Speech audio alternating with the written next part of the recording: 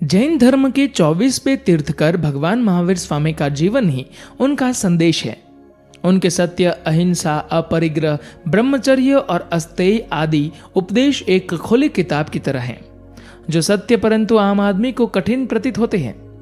कहने को तो वे एक राजा के परिवार में पैदा हुए थे। उनके घर परिवार में ऐश्वर्य, धन संपदा की कोई कमी नहीं थी, जिसका कि वे मन चाह उपभोग भी कर सकते थे।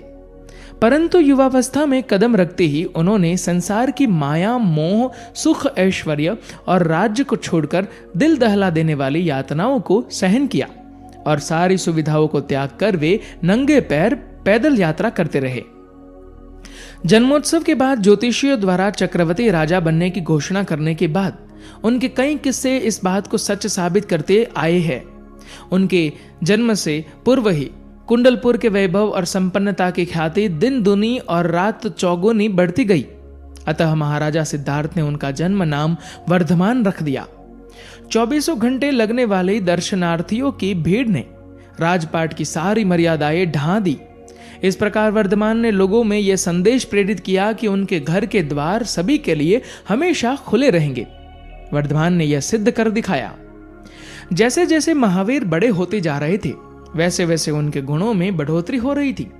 एक बार जब सुमेरु पर्वत पर देवराज इंद्र उनका जलाभिषेक कर रहे थे, तब कहीं बालक बह न जाए इस बात से भयभीत होकर इंद्रदेव ने उनका अभिषेक रुकवा दिया। इंद्र के मन की बात भांपकर उन्होंने अपने अंगूठे के द्वारा सुमेरु पर्वत को दबाकर कंपायमान कर दिया। ये देखकर देवराज इंद्र ने उनकी शक्ति का अनुमान लगाकर उन्हें वीर के नाम से संबोधित करना शुरू कर दिया। बाल्यकाल में महावीर महल के आंगन में खेल रहे थे, तभी आकाश मार्ग से संजय मुनि और विजय मुनि का निकलना हुआ।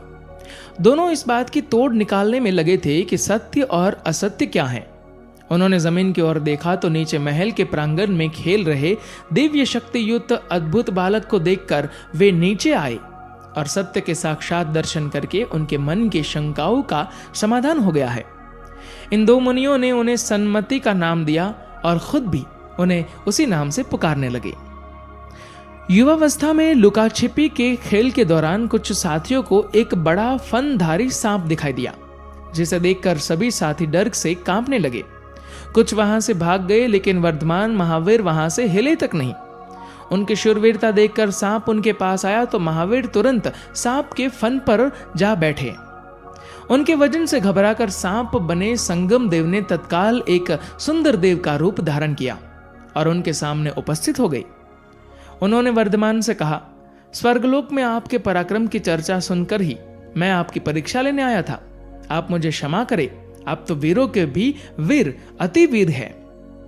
इन चारों नामों को सुशोभित करने वाले महावीर स्वामी ने संसार में बढ़ती हिंसक सोच, अमानवीयता को शांत करने के लिए अहिंसा के उपदेश प्रसारित किए।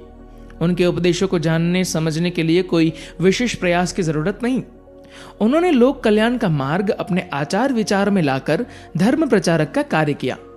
ऐसे महान 24 तीर्थकरों के अंतिम तीर्थकर महावीर के जन्म दिवस प्रतिवर्ष चैत्र शुक्ल त्रयोदशी को मनाया जाता है। महावीर जयंती के अवसर पर जैन धर्मावलंबी प्रातः काल प्रभात फेरी निकालते हैं।